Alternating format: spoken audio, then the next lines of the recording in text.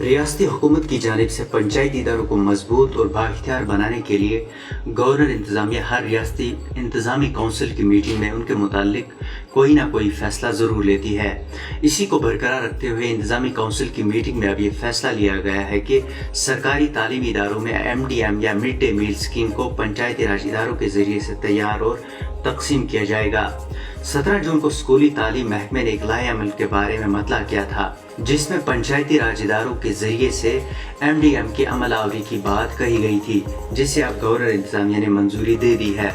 सरकारी प्राइमरी और मिडिल स्कूलों में MDM की तैयारी और तकसीम कारी हल्का पंचायतें 10 मेंबरान पर मुश्तमिल एक मुकामी कमेटी बनाएगी, जिसकी सरबराही सरपंच या सरपंच की तरफ से नामजद किए गए पंच करेंगे और वहां पहले ही तैनात किए गए कुक और हेल्पर की खिदमत हासिल की जाएंगी।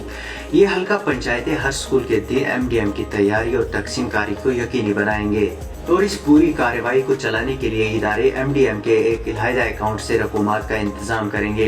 ये अकाउंट मुश्तरका तौर पर स्कूल के सरबराह और सरपंच या नामजद किए गए पंच चलाएंगे। पंचायती राज इदारे स्कूलों में MDM का हफ्तावार बुनियादों पर चेक किया करेंगे।